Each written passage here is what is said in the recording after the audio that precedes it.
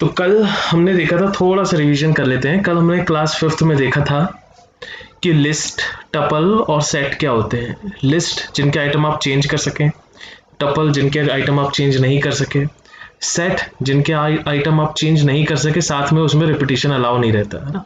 तो ये हमने देखा था। आज हम एक और इम्पॉर्टेंट डेटा टाइप के बारे में जानकारी हासिल करेंगे जिसका नाम है डिक्शनरी।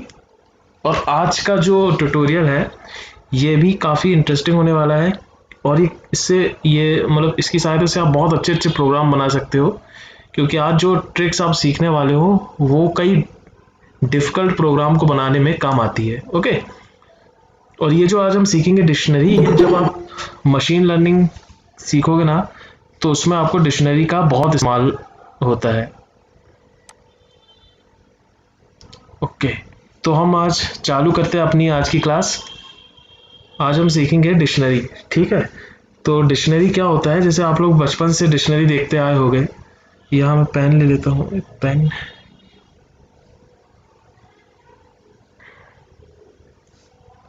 एक मिनट।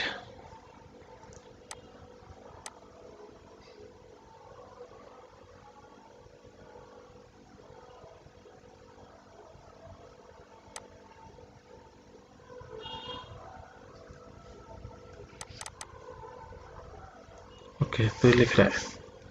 तो डिक्शनरी जैसा आप लोग देखे होंगे, तो डिक्शनरी में क्या होता है, डिक्शनरी में कुछ लिखा रहता है ना। फॉर एग्जांपल हमारे पास हिंदी टू इंग्लिश डिक्शनरी है। Hindi to English, Hindi to English dictionary है। यहाँ पे एक वर्ड लिखा होगा हिंदी में, फॉर एग्जांपल लिखा है हाथ, तो उसके सामने लिखा रहता है भैया इंग्लिश में आप हाथ को बोलते हो हैंड। ठीक है, अगला कुछ लिखा रहेगा आंखें या आंख, तो उसको आप इंग्लिश में बोलोगे आई। इस प्रकार के कुछ वैल्यू, मतलब कुछ इस प्रकार के रहते हैं लेफ्ट साइड में, और उनकी मीनिंग राइट साइड में रहती है ना।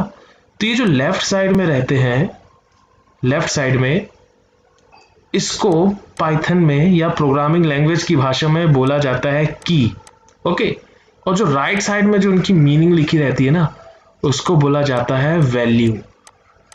तो अगर कोई आपसे पूछे कि किसी डिक्शनरी में क्या होता है, तो आप उसे बता सकते हो कि डिक्शनरी में हमारे की और वैल्यू होती हैं, और ढेर सारी होती है। ये की वैल्यू पेयर बन जाता है, ये की वैल्यू पेयर है, ऐसे बहुत सारे हमारे की वैल्यू पेयर्स होते हैं डिक्शनरी में। तो याद रखिएगा, डिक्शनरी में क्या होता है आपका, just a normal dictionary, we have lots of key value pairs. यहाँ पे हमने देखो एक स्क्रीनशॉट हमने डिक्शनरी का लिया हो, है ना, लिया है हमने एक स्क्रीनशॉट डिक्शनरी का। इसमें लेफ्ट साइड में जो बोल्ड है उसमें आपको हिंदी में लिखा हुआ मिला है। तो जो हिंदी में लिखा हुआ है वो आपकी की हो गई, और जो इंग्लिश में लिखा हुआ है जैसे ये कॉर्न, ग्रेन, जैसे दाना यहाँ पे हमने पॉइंट आउट किया, तो दाना आपका की हो गया, कॉर्न या ग्रेन आपकी वैल्यू हो गई, है ना। तो किसी भी डिक्शनरी में आप उठा के देख लो, कोई भी डिक्शनरी में, है ना, तो उसमें आपको की वैल्यू पेयर्स मिलेंगे, और एक नहीं ढेर सारे मिलेंगे। तो जितने सारे होंगे उतने उसमें आइटम से हम कहेंगे। तो याद रखिए डिक्शनरी के अंदर क्या रहता है, डिक्शनरी के अंदर की वैल्यू पेयर्स रहते हैं। नॉर्मल डिक्शनरी में भी, पाइथन में भी, हर जगह कहीं भी अगर आप डिक्शनरी शब्द सुनो कभी भी, है ना, प्रोग्रामिंग जो आपकी नॉलेज है उसमें कभी भी आप अगर डिक्शनरी सुनो, तो ये स्लाइड आपके दिमाग में आ जानी चाहिए कि नॉर्मल डिक्शनरी में जो होता है की और वैल्यू रहती है, सेम चीज़ आपकी प्रोग्रामिंग लैंग्वेज में भी रहती है, वहाँ की डिक्शनरी में भी की और वैल्यू पेयर्स रहते हैं। ठीक, तो हमें पता चल गया डिक्शनरी में की वैल्यू पेयर्स होते हैं। और क्या होता है, ओके चलो हम क्रिएट करते हैं एम्प्टी डिक्शनरी। ठीक है, तो एम्प्टी डिक्शनरी क्रिएट करने के लिए क्या करना होगा आपको, एम्प्टी डिक्शनरी क्रिएट करने के लिए आपको क्या करना होगा, खाली पैरेंथेसिस का इस्तेमाल करना होगा। यहाँ मैं आपको क्रिएट करके बता देता हूँ। यहाँ हम पाइचार्म खोल लेते हैं, और आप लोग अगर साथ में कोडिंग कर रहे हो तो आप लोग भी अपना पाइचार्म खोल लीजिए। वेट कर लेते हैं थोड़ा पाइचार्म खोलने का। जो भी आप सीख रहे हो उसको करके देखिएगा, तभी समझ में आएगा ना। ये पाइचार्म ओपन हो गया। यहाँ मैं हटा देता हूँ ये सारे जो प्रोग्रामिंग हम कर रहे थे। ओके, इसको हम हटा देते हैं।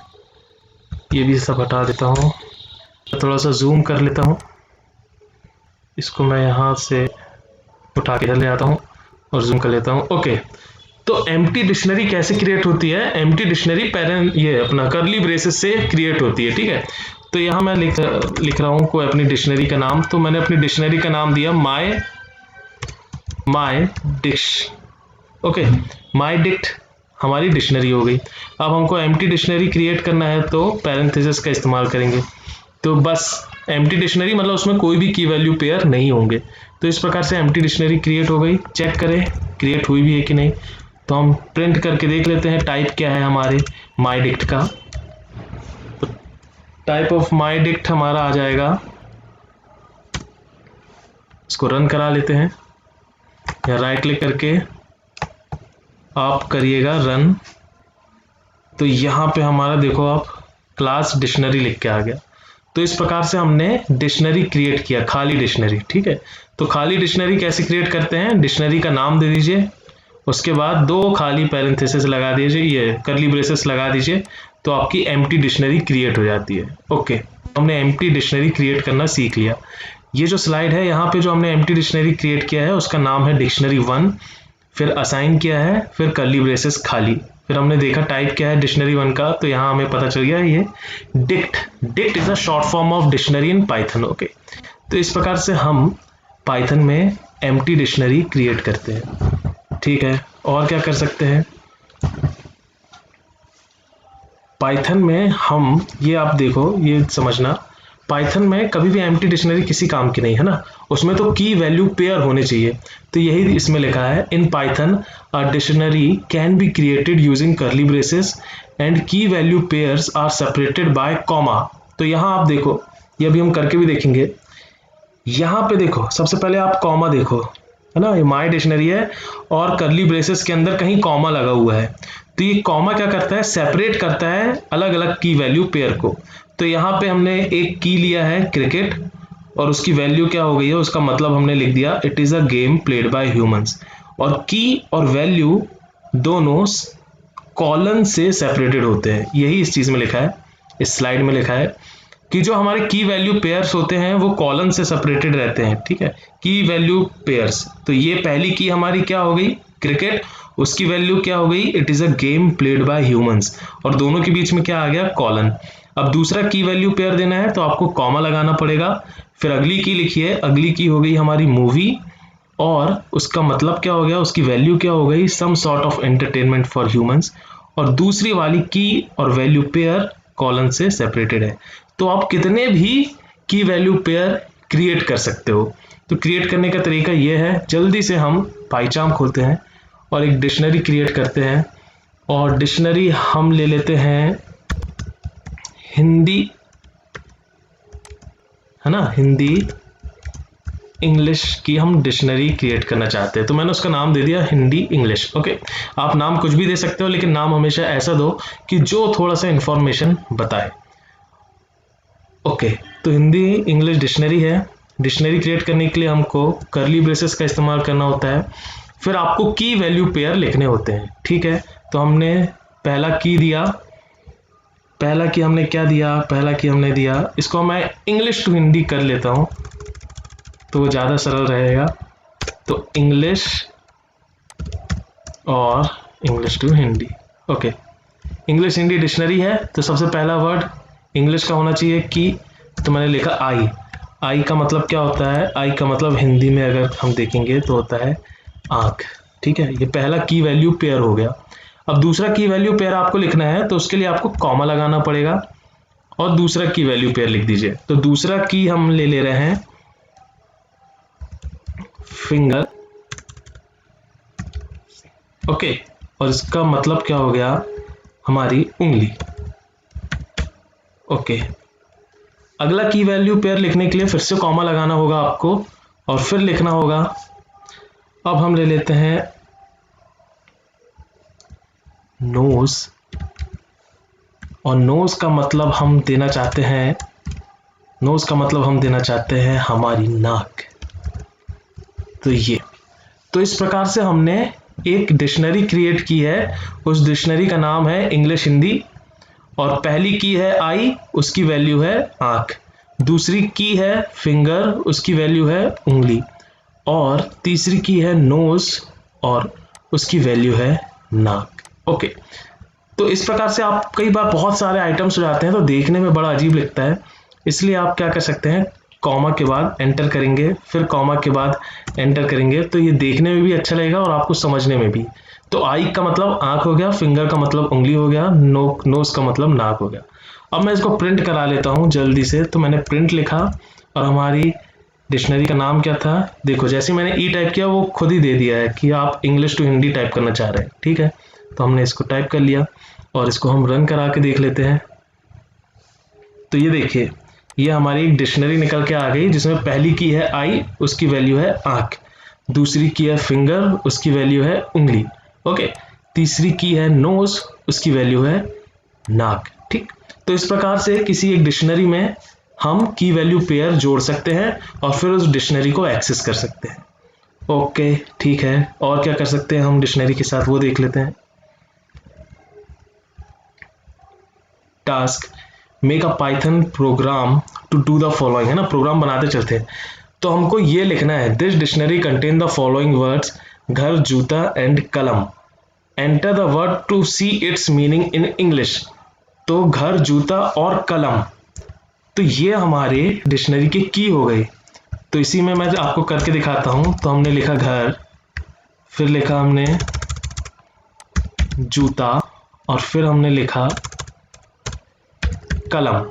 तो घर को इंग्लिश में बोलते हैं, है ना, ये इंग्लिश टू हिंदी, हाँ हिंदी टू इंग्लिश हो गई डिक्शनरी, इसलिए मैं यहाँ पे इसको चेंज कर दे रहा हूँ और लिख दे रहा हूँ हिंदी इंग्लिश।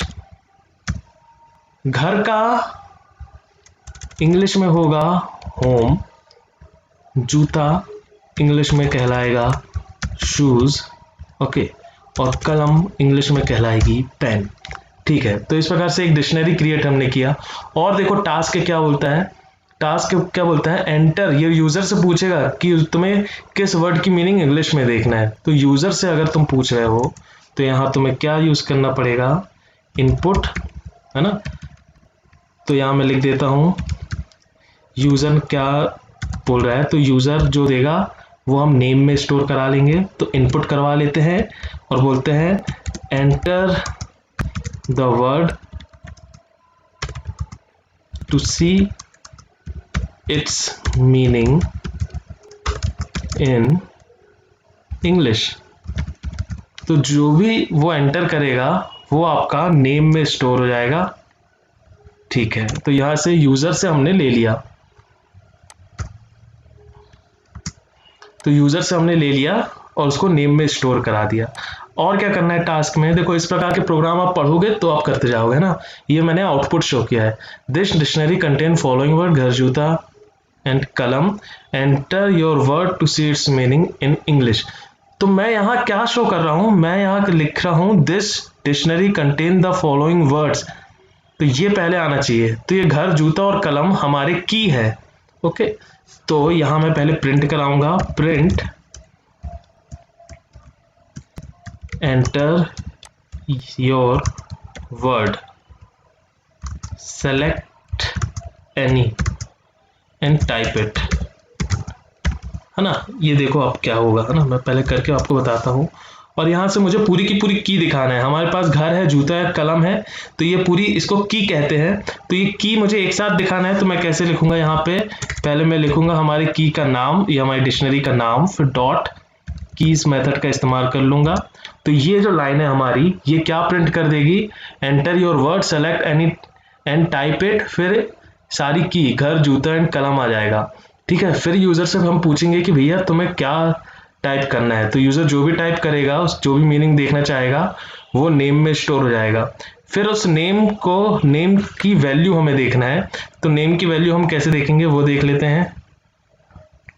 ओके, तो नेम की वैल्यू देखने के लिए आपको डिक्शनरी का नेम लिखना रहता है और उसकी की देना रहता है। ठीक है, तो हम प्रिंट करा लेते हैं।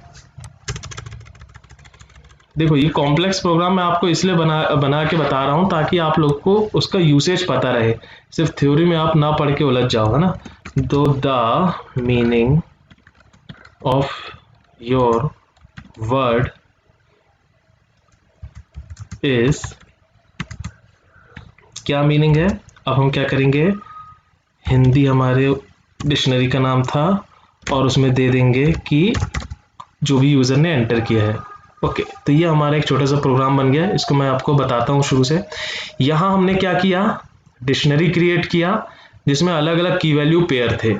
फिर हमने यूजर से बोला कि हमारे पास ये वैल्यू के नाम अवेलेबल, ये की हमारे पास है, आपको किसका मतलब इंग्लिश में देखना है, ये वो लाइन हमारी ये प्रिंट वाली लाइन करेगी। फिर हमने यूजर से एंटर करवाया और उसको नेम में स्टोर कराया। फिर उस नेम को हमने यहाँ पे पास करा दिया और उसकी वैल्यू हम देख लेंगे। ठीक है, तो मैं इसको रन कराता हूँ। Dict attribute has no attribute, dict object has no attribute key. Okay, keys होगा, यस कीज होगा।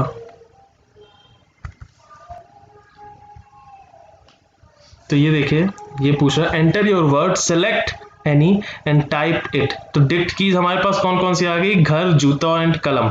तो यहां मैं टाइप करता हूं कि मुझे जूता देखना है, जूता को इंग्लिश में क्या कहते हैं। तो मैंने यहां लिखा जूता और मैंने फिर एंटर किया। तो यहां लिख दिया the meaning of your word is shoes, मतलब भैया जूता का मतलब क्या होता है, शूज। तो इस प्रकार से आप छोटे छोटे प्रोग्राम बना सकते हो सिर्फ डिक्शनरी का इस्तेमाल करके। आगे देखिए और डिक्शनरी से आप क्या कर सकते हो। तो ये टास्क एक मैंने किया, दूसरा टास्क आप करके देखना, बहुत सरल है। फिर हमने ये बताया कि आप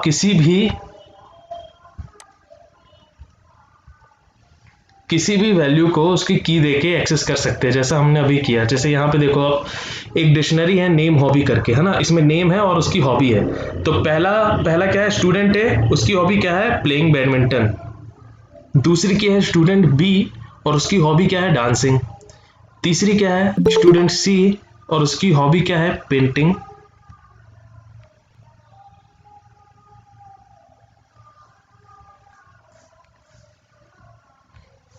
तो यहां पे हमने एक डिक्शनरी क्रिएट किया है नेम हॉबी नाम से। पहला की है स्टूडेंट ए, उसकी वैल्यू क्या है, प्लेइंग बैडमिंटन।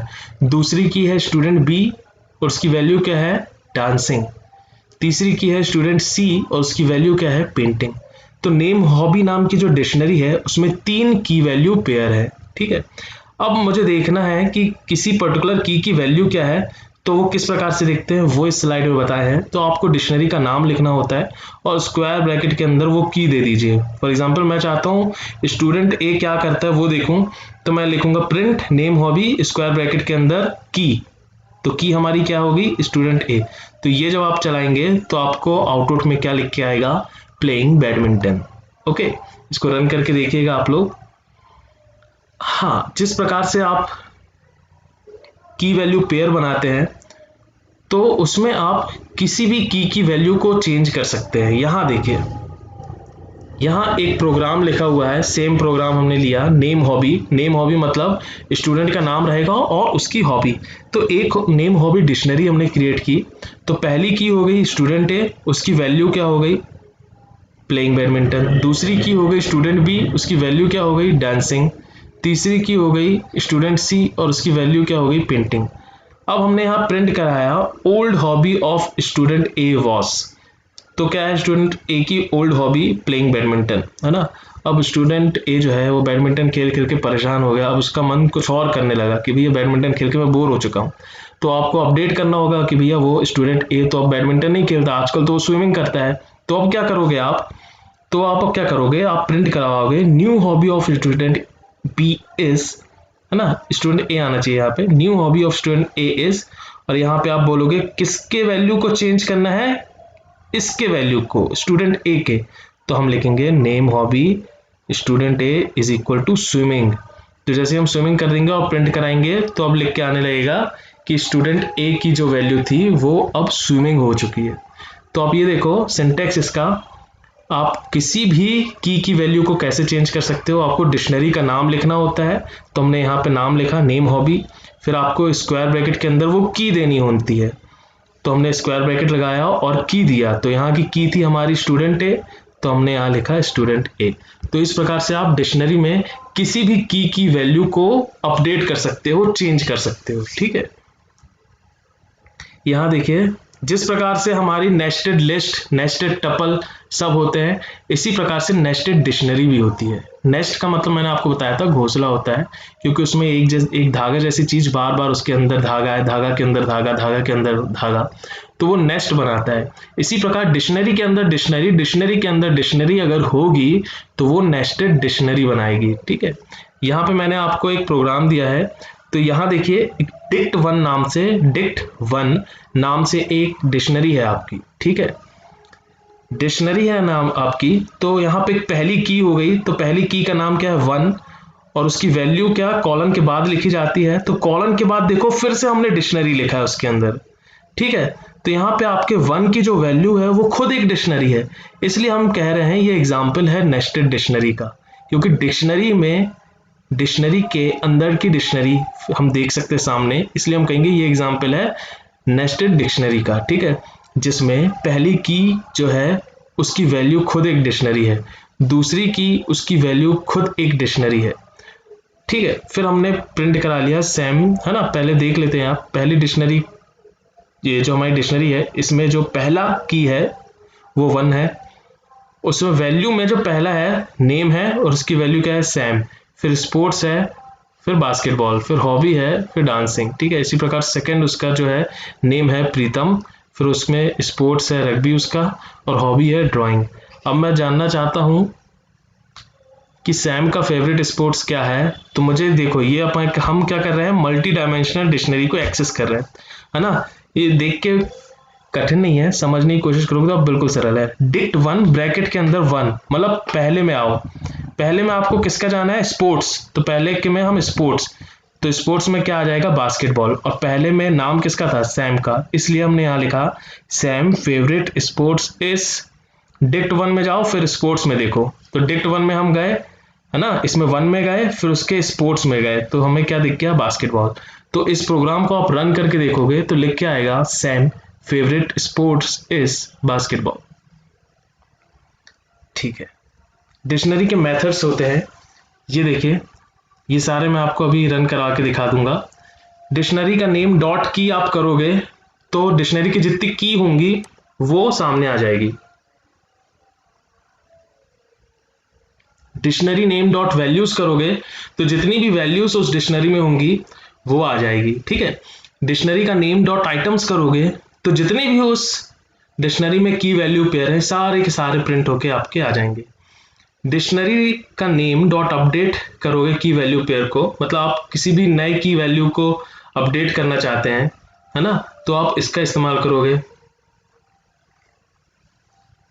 और एक और तरीका है की वैल्यू को पता करने का, वो है डॉट गेट। इनको मैं आपको करके बताता हूं फिर आपको समझ में आएगा। तो डिक्शनरी तो हमारी क्रिएटेड थी और ये सारे प्रिंट स्टेटमेंट में हटा देता हूं। अब हम देखते हैं, इसको मैं थोड़ा जूम कर लेता हूं। हाँ, अब मैं देखता हूं कि फॉर एग्जांपल ये हिंदी इंग्लिश करके एक डिक्शनरी आपके पास है पहले से, आप चाहते हो कि इसमें कौन कौन सी कीज हैं, तो वो प्रिंट कराने के लिए आप क्या लिखोगे, प्रिंट, फिर लिखोगे the keys of this dictionary is, फिर आप कौन सा मेथड इस्तेमाल करोगे, डॉट कीज। तो डॉट कीज लगाने के लिए पहले आपको डिक्शनरी का नाम लिखना होता है, तो हिंदी इंग्लिश लिखा मैंने, फिर डॉट लिखा। देखो जैसे ही आप डॉट करोगे ना तो ये जो है आपका पाइचाम खुद ही बोलेगा भाई आपको कौन सा मेथड इस्तेमाल करना है। तो मैं यहाँ पे डॉट कीज आपको इस्तेमाल करके बताता हूँ। तो डॉट कीज पे मैंने क्लिक कर दिया, ठीक है। अब जैसे ही मैं इसको रन कराऊंगा तो जितनी की है वो सारी प्रिंट हो जाएगी। आपको मालूम होना चाहिए की क्या होता है, की जो पहले आता है वो, मतलब घर, जूता, कलम, ये सब हमारी की होती हैं, तो ये प्रिंट होके आ जानी चाहिए। तो ये देखिए the keys of dictionary is, और ये बता दिया कि भैया आपकी की कौन कौन सी है, घर, जूता एंड कलम। ओके, अब मैं प्रिंट करवाना चाहता हूं वैल्यूज, तो मैं क्या लिखूंगा, the values of this dictionary is. अब मुझे कौन सा मेथड इस्तेमाल करना होगा, डॉट वैल्यूज। तो पहले मैंने डिक्शनरी का नाम दे दिया, किस डिक्शनरी की वैल्यूज देखनी है, तो डॉट अब हम वैल्यूज इस्तेमाल कर लेंगे और इसको रन कराएंगे। तो ये देखिए आउटपुट में आपको अब दो चीजें आ रही हैं। The key of this dictionary is घर जूता कलम, the value of this dictionary is home shoes pen. Okay, और आप क्या कर सकते हो, और हमारी स्लाइड में क्या था, जो भी स्लाइड में था वो मैं आपको करके दिखाता हूँ। डॉट आइटम्स को भी प्रिंट करा लेते हैं। आइटम्स का मतलब दोनों चीज मिला के, मतलब की और वैल्यू मिला दोगे तो उसको आइटम बोलोगे। तो हम यहाँ प्रिंट करा लेते हैं, print the items in the dictionary is, item in the dictionary is, dictionary बताओ कौन सी, ओके, डॉट बताओ, और ये देखो यहाँ आ जाएगा आइटम। तो ये मैंने रन कराया, तो अब मुझे आउटपुट में तीन चीज मिलेंगी। पहला प्रिंट स्टेटमेंट बताएगा कीज, दूसरा प्रिंट स्टेटमेंट बताएगा वैल्यूज, और तीसरा प्रिंट स्टेटमेंट बताएगा आइटम्स। करके देखते हैं। सिंटेक्स एरर, ये एक्स्ट्रा ब्रैकेट था बे मतलब का, नहीं ये ब्रैकेट सही था। देख लेते हैं कहाँ पे है, प्रिंट के पाथ। ओके, ये मैंने बंद नहीं किया, now it's fine.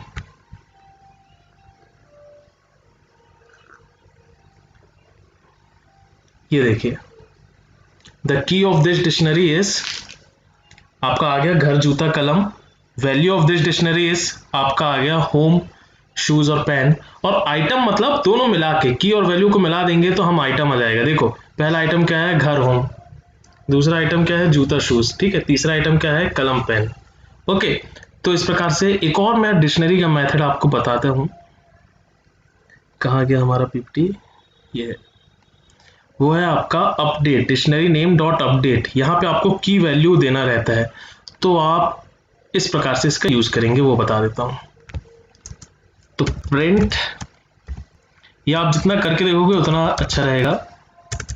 The updated dictionary, the updated dictionary is, अब मैं अपडेट करना चाहता हूं तो मुझे अपडेट मेथड का इस्तेमाल करना होगा। तो सबसे पहले आपको बताना होगा कि कौन सी डिक्शनरी में। तो यहाँ मेरे पास हिंदी इंग्लिश करके एक डिक्शनरी है, उस पर क्लिक किया मैंने, फिर डॉट लगाया, तो यहाँ से अपडेट को सेलेक्ट कर लिया। अब इस अपडेट में क्या देना होता है, आप यहाँ से देखो, यहाँ आपको देना होता है की और फिर वैल्यू। ओके, तो अब मैं एक और वर्ड इसमें जोड़ना चाहता हूँ। तो एक डिक्शनरी, मतलब एक डिक्शनरी से ही आप जोड़ोगे, तो एक और वर्ड में क्या जोड़ना चाहता हूँ, क्या हम ले लें इसमें, घर हो गया, जूता हो गया, कलम हो गया। ओके, रोड ले लेता हूँ, तो मतलब सड़क, एक शब्द मैं जोड़ रहा हूँ सड़क, और उसको इंग्लिश में अपन बोल देते हैं रोड। तो थोड़ा सा इसको जूम आउट कर लेता हूँ, मैं बोल दे रहा हूँ यहाँ सड़क मतलब रोड, भैया इसको भी आप जोड़ो। ओके, फिर हम रन कराएं, ये नन रिटर्न करता है, इसलिए इसको मुझे पहले अलग रन कराना होगा यहाँ से, और फिर यहाँ मुझे अपनी डिक्शनरी प्रिंट करानी होगी। ये जो भी हो रहा है आपको समझ में आना चाहिए हो क्या रहा है। तो यहाँ हम प्रिंट करा देते हैं हमारी डिक्शनरी, तो हिंदी इंग्लिश। ओके, तो हमने यहाँ पे क्या किया, यहाँ पे एक और आइटम हमने जोड़ दिया जो था सड़क, और उसकी वैल्यू थी रोड। फिर हम फिर से प्रिंट करा लिए अपडेटेड डिक्शनरी को। तो अब हम इसको रन कराएं, तो ये देखिए यहाँ ऊपर से देखते हैं, the key of dictionary is, की क्या है हमारी, घर जूता कलम, वैल्यू क्या है, होम शूज पेन, आइटम्स क्या है, सब मिला जुला के जो आता है वो आइटम कहलाता है। ठीक है, अपडेटेड डिक्शनरी देखो, अपडेटेड डिक्शनरी में आपका सड़क और रोड भी जुड़ चुका है। ओके, तो इस प्रकार से आप अपनी डिक्शनरी में आइटम जोड़ सकते हैं डॉट अपडेट मेथड का इस्तेमाल करके।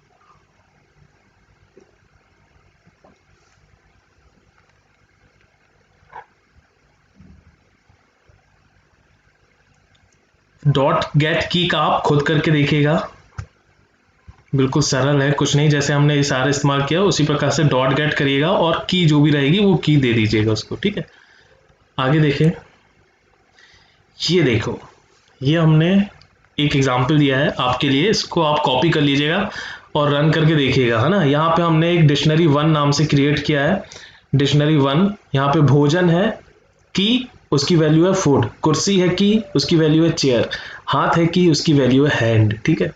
फिर हमने डॉट की, dot values, dot items method का इस्तेमाल किया।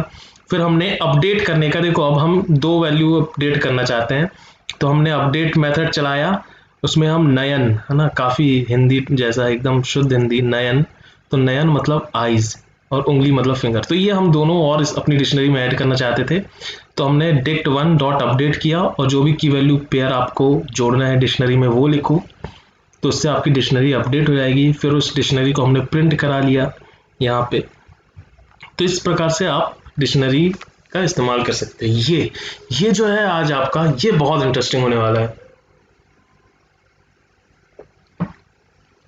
कंडीशनल स्टेटमेंट, थोड़ा सा मैं आपको बताना चाहूंगा इसके लिए। देखिए कई बार क्या होता है, फॉर एग्जाम्पल आपको घर से ये आप हो, कहाँ हो आप, ये हो आप एक घर के अंदर हो, ये आप हो, आप एक घर के अंदर हो, आपके घर का दरवाजा थोड़ा छोटा है, आप घर से भी बड़े हो, है ना, ये कोई बात नहीं है इसमें। तो ये आप हो, आप घर के अंदर हो, ठीक। अब मौसम चल रहा है बरसात का, तो बरसात में क्या होगा, बारिश होगी, बारिश होगी और आपको बाहर भी जाना है, आपके पास रेनकोट भी नहीं है, तो आप क्या बोलोगे, मैं बाहर तभी जाऊंगा जब बारिश ना हो, है ना। तो आपने एक कंडीशन दे दी बाहर निकलने के लिए कि जब बाहर बारिश ना हो, जब बाहर बारिश ना हो तभी मैं बाहर जाऊं। तो इस प्रकार की चीजें हमारी नॉर्मल लाइफ में होती हैं जब हम किसी कंडीशन पे कुछ करते हैं। फॉर एग्जाम्पल, एक और हम एग्जाम्पल ले लेते हैं, आप गए मार्केट, ये आप मार्केट गए हैं, ये हमारा मार्केट है, मार्केट, मार्केट में कुछ आपको लेना है, फॉर एग्जाम्पल आपको शूज़ खरीदने हैं, तो ये बहुत सारी शॉप है, ये शॉप 1 है, शॉप 2 है, शॉप 3 है, शॉप 4 है, शॉप 5 है। तो ये आप मार्केट गए, आपने देखा कि मुझे शूज़ लेना है, लेकिन आप सोच के गए पहले से कि अगर वो शूज़ 1000 के अंदर ही होगा तो ही मैं लूँगा। तो आपने एक कंडीशन अपने साथ लेके गए हैं कि भैया मेरा बजट 100,000 का है और 1000 के अंदर अगर जूता आता है तो मैं लूँगा, नहीं तो मैं वहाँ से वापस आ जाऊँगा। तो आप पहले शॉप में गए, उसने बोला नहीं भैया हमारे पास तो 2000 से कम काम रखते ही नहीं। तुमने बोला यार ये तो मेरी कंडीशन ही फुलफिल नहीं हुई, अब मैं दूसरी शॉप में जाता हूँ, वहाँ भी फुलफिल नहीं हुई। तीसरी शॉप ने वाला बोला भैया आओ आपका प्रणाम और हमारे यहाँ सस्ते सस्ते जूते ले जाओ, तो आप बोलोगे ये अपने टाइप की दुकान है। यहाँ से आपने क्या किया, वहाँ गए, परचेज किया और वापस खुशी खुशी घर आ गए। तो आप खुशी खुशी घर इसीलिए आ पाए क्योंकि आपकी कोई कंडीशन सेटिस्फाई हो गई थी, ठीक है। तो हम रियल लाइफ में ऐसे बहुत सारे एग्जाम्पल हैं, आप देख सकते हो कि जहाँ पे हम किसी कंडीशन के बेस पे कुछ चीज़ें करवाना चाहते हैं, ठीक है। तो अगर रियल लाइफ में जो चीज़ें होती हैं, तो प्रोग्रामिंग लाइफ में भी वो चीज़ें होनी ही है, क्योंकि सब एक ही दुनिया है। प्रोग्रामिंग दुनिया और रियल दुनिया कोई अलग दुनिया नहीं है। जो चीज़ें हम असली दुनिया में करते हैं वही हम प्रोग्रामिंग वर्ल्ड में भी करते हैं। असली दुनिया में आप लिस्ट बनाते थे, प्रोग्रामिंग में भी बनाते थे। असली दुनिया में आप डिक्शनरी पढ़ते आए हो, प्रोग्रामिंग में भी पढ़ते आए हो। असली दुनिया में भी हम किसी कंडीशन के बेस पे कुछ करना चाहते हैं, तो प्रोग्रामिंग वर्ल्ड में भी ऐसा होता है कि आपकी कुछ कंडीशन है, उस पर बेस्ड आपको कुछ वर्क कराना है ना। तो इस प्रकार के जो चीज़ें होती हैं प्रोग्रामिंग लैंग्वेज में, उसको कंडीशनल स्टेटमेंट कहा जाता है। कैसे होता है वो हम देखेंगे आगे। तो कंडीशनल स्टेटमेंट का यहाँ मैंने 2 लाइन लिख दिया है, उसको आप नोट कर लीजिएगा नोटबुक में। Some time we need to perform certain action only when some condition is met, we can do that in programming also using conditional statement. तो अभी तक जो आपको हिंदी में बताया मैंने बहुत ही अच्छे तरीके से उसको इंग्लिश में लिख के आपको बता दिया, ठीक है। इंग्लिश मतलब हिंदी प्लस इंग्लिश, तो यहाँ मैंने पूरा एक अच्छा सा इंग्लिश लिखा है, ठीक है।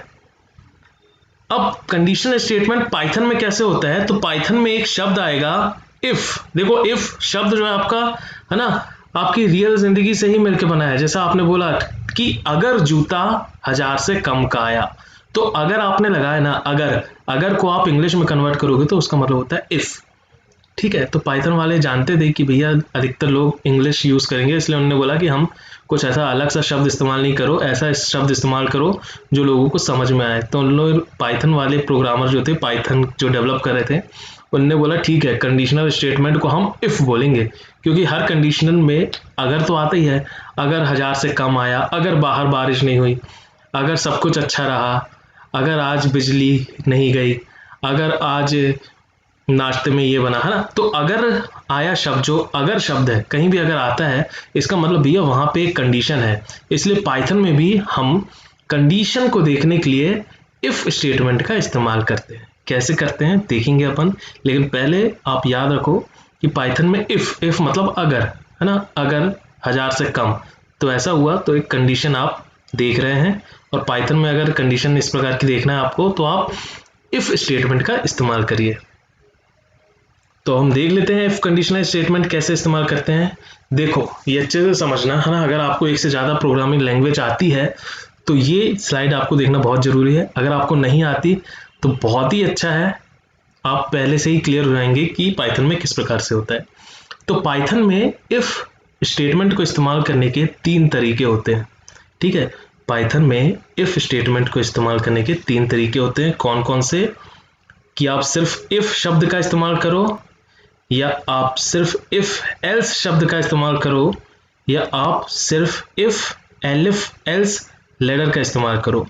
ठीक है, ये मैं आपको बताऊंगा एक एक करके, है ना। अभी आपको कुछ समझ में नहीं आ रहा है तो आप सिर्फ देखते रहिए, क्लियर हो जाएगा।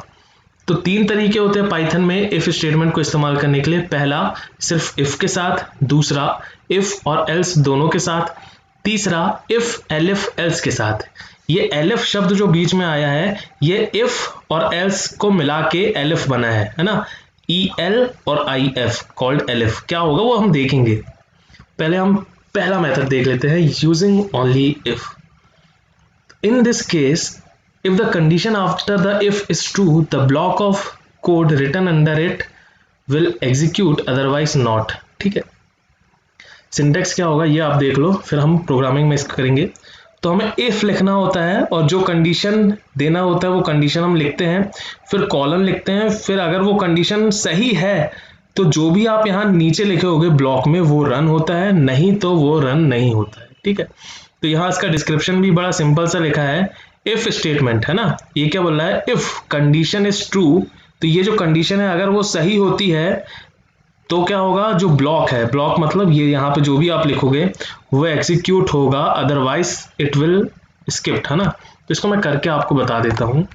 तो यहाँ मैं लिख देता हूँ कि हम देख रहे हैं कंडीशनल स्टेटमेंट। तो कंडीशनल स्टेटमेंट ये काफ़ी इंटरेस्टिंग है, देखना। a इज इक्वल टू मैंने लिखा 10। अब मैं कंडीशनल स्टेटमेंट इफ का इस्तेमाल करने वाला हूं।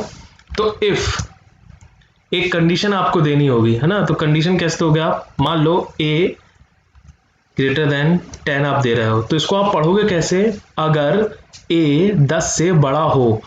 तो याद रखिएगा जो गलती बहुत होती है वो ये होती है कि हम इसके बाद कॉलन लगाना भूल जाते हैं। ठीक है, तो ये पूरी लाइन को आप कैसे पढ़ोगे, देखो इसको हिंदी में पढ़ लो, जो हिंदी में है ना वही इसका मतलब है। इफ a ग्रेटर देन 10, है ना, जो हिंदी इसको सीधे कन्वर्ट कर लो हिंदी में। अगर a 10 से बड़ा हुआ है, अगर a 10 से बड़ा है तो प्रिंट करवाओ yes a is bigger than 10। Simple सा हमने एक इफ का इस्तेमाल करके एक प्रोग्राम बनाया छोटा सा, जहां हमने a की वैल्यू 10 की जगह कुछ और दे देते हैं, मान लो 5 दे दिया हमने। तो अब ये क्या करेगा, देखो, है ना, इसको समझने की कोशिश करो। a की वैल्यू क्या है, 5। ओके, समझ गया पाइथन भैया, तुमने एक a वेरिएबल बनाया है, उसकी वैल्यू क्या है, 5। ठीक है, अगर वो a मतलब अगर 5 10 से बड़ा हो तो ये प्रिंट कराओ। क्या 5 10 से बड़ा है, नहीं, है ना, नहीं है, मतलब ये कंडीशन लागू ही नहीं हो रही। तो ये अंदर का जो प्रिंट लिखा हुआ है वहां पे एग्जीक्यूशन हमारा होगा ही नहीं, वहां पे कभी हम जाएंगे ही नहीं। रन करके देख लेते हैं। तो ये देखिए आपको आउटपुट में कुछ नहीं आया, है ना। क्यों, क्योंकि यहाँ की कंडीशन जो थी उसका रिजल्ट ट्रू नहीं था। ट्रू मतलब सही। क्या 5 10 से बड़ा है? नहीं, नहीं मतलब फॉल्स। तो 5 10 से बड़ा नहीं है, इसीलिए हम ये प्रिंट स्टेटमेंट को प्रिंट नहीं करवा पाए। लेकिन अगर मैं इस 5 को 50 बना दूं तो अब क्या होगा? अब देखो, आप 50 को कंपेयर करोगे 10 से। अगर 50 10 से बड़ा है तो क्या 50 10 से बड़ा है? हाँ, 50 10 से बड़ा है। ठीक है, अगर 50 10 से बड़ा है भाई तो प्रिंट करवाओ ना ये जो लिखा है। ठीक है, करवा के देखते हैं। तो हम प्रिंट करवा के देखते हैं। यस, आ गया। Yes, A is bigger than 10। अब इसको मैं थोड़ा सा इंटरेस्टिंग बनाना चाहता हूं, तो यहां मैंने करा।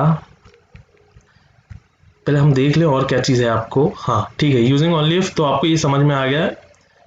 ये देखो, write a code that check the password based on the result will allow the access to the user. ये मैंने कोड लिखा है, ठीक है। इसमें हम यूजर से एक पासवर्ड एंटर करवा रहे हैं और उस पासवर्ड को चेक करवा रहे हैं। अगर वो पासवर्ड उसने जो डाला है वो हमारे डेटाबेस से मैच करता है तो हम बोल देंगे भाई तुम अंदर जा सकते हो, वरना वापस जाओ। ओके, तो ये हम कैसे करवाएंगे? यूजर से सबसे पहले हम एक पासवर्ड ले लेते हैं, पासवर्ड नाम का एक वेरिएबल, और ये हम यूजर से एंटर करवाना चाहते हैं, इसलिए हमने लिखा इनपुट। और यूजर को हम क्या बोलना चाहते हैं? यूजर को हम बोलना चाहते हैं एंटर योर पासवर्ड। तो हमने वो लिख दिया, एंटर योर पासवर्ड। तो ये क्या करेगा? ये लाइन क्या करेगी? देखो, एक लाइन का मतलब पता होना चाहिए आपको प्रोग्रामिंग में। तो ये लाइन क्या करेगी? ये लाइन यूजर से पूछेगी भाई एंटर योर पासवर्ड। तो यूजर जो भी पासवर्ड एंटर करेगा वो पासवर्ड नाम के वेरिएबल में स्टोर हो जाएगा। अब हमको चेक करना है ये पासवर्ड क्या हमारे जो पासवर्ड है उससे मैच करता है। अगर मैच करता है तो उसको बोल दो भैया तुम्हें एक्सेस दिए, वरना कुछ मत बोलो। ओके, तो ये हम कैसे करेंगे? अगर ये पासवर्ड, ये शब्द आया तो आपको मालूम हो कहीं भी अगर या मगर कुछ है तो आपको कंडीशनल स्टेटमेंट, इफ स्टेटमेंट का इस्तेमाल करना है। तो अगर हमारा पासवर्ड इसके बराबर हो, देखो कितना है ना, जो मैं बोल रहा हूँ बस वही लिखूंगा। अगर हमारा पासवर्ड, तो उसको क्या लिखोगे? अगर हमारा पासवर्ड, जो भी पासवर्ड था वो किसके बराबर हो, चेक करने के लिए आप डबल इक्वल टू का इस्तेमाल करते हैं। और यहां पे मैं लिख देता हूं कि अगर यूजर ये चीज एंटर करे तभी वो अंदर आ पाए, है ना। तो इस लाइन को पूरा पढ़ोगे आप तो इसको क्या पढ़ोगे? अगर हमारा पासवर्ड बराबर है सिक्योरिटी 1 2 3 के और कॉलन। ठीक है, फिर से मैं बोलता हूं, अगर हमारा पासवर्ड बराबर है सिक्योरिटी 1 2 3 के, तो आप लिखो, आप प्रिंट कर दो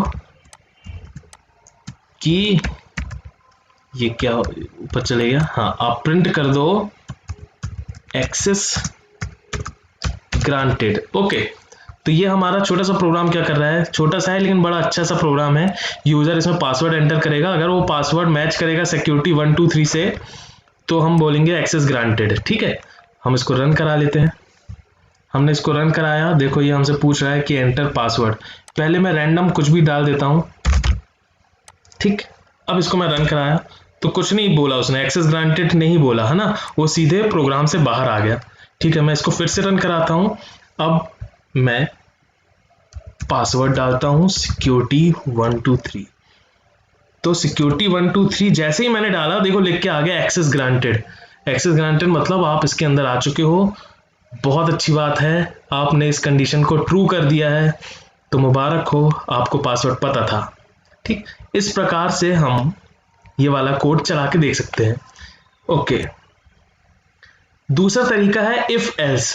अभी अपन ने जो देखा उसमें था कि अगर ये कंडीशन सेटिस्फाई हो तो ये हो, लेकिन आपने ये नहीं पूछा कि अगर सेटिस्फाई ना हो तो क्या हो। ओके, ठीक है, तो उसके लिए आपको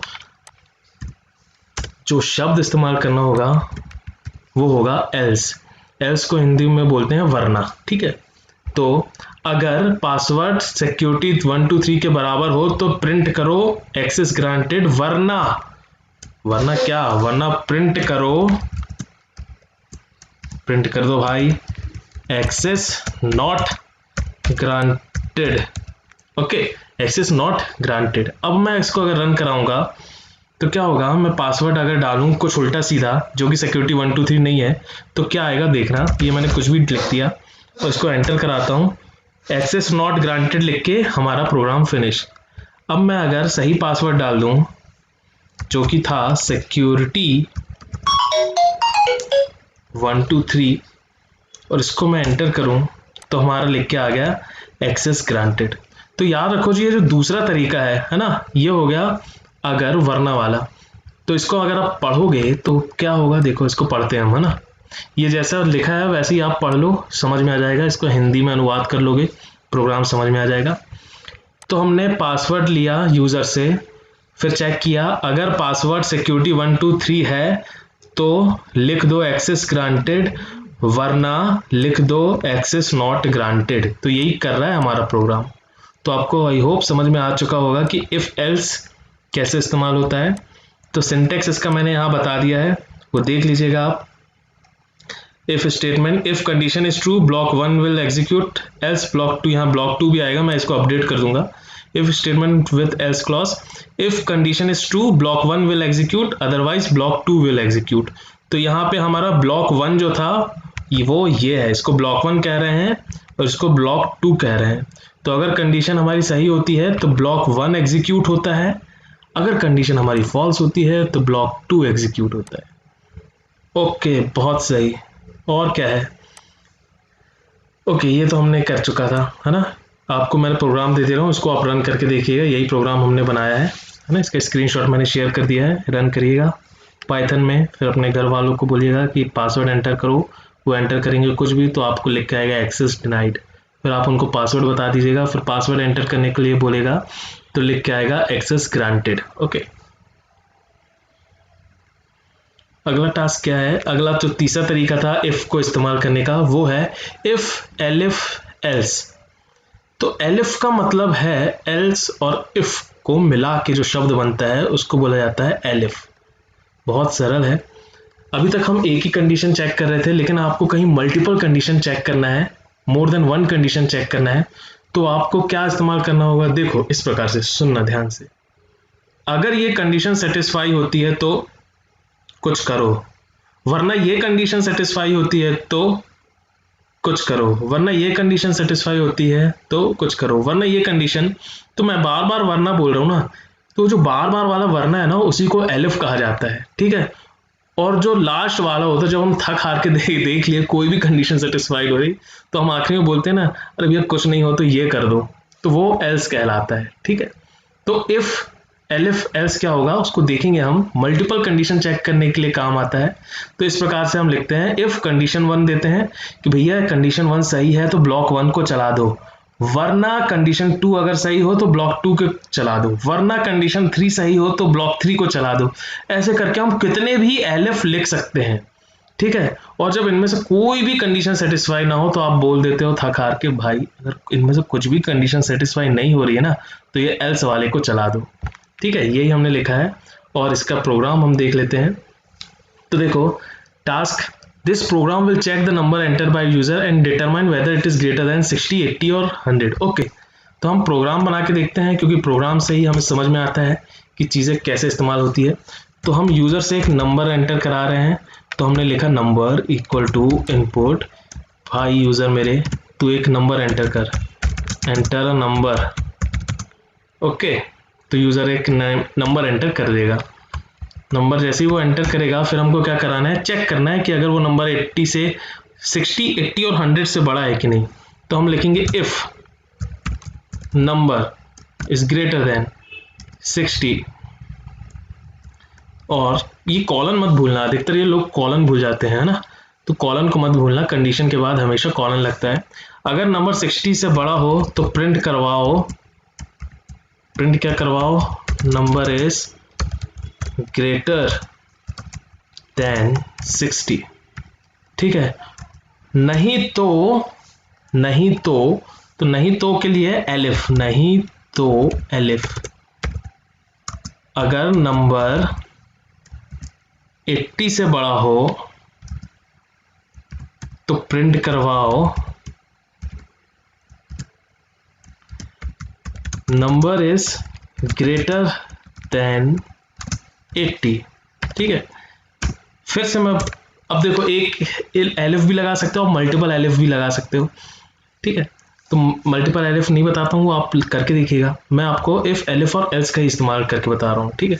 तो यहाँ मैंने आप लास्ट में बोला भाई अगर कुछ भी नहीं हो रहा है तुमसे, है ना, एक और एलिफ कर लेता हूँ, 60, 80 और 100। तो यहाँ मैं एक और एलिफ ले लेता हूँ, नहीं तो चेक करो भाई तुम नंबर क्या 100 से बड़ा है। अगर नंबर 100 से बड़ा है तो आप प्रिंट कर दो कि this number is greater then 100।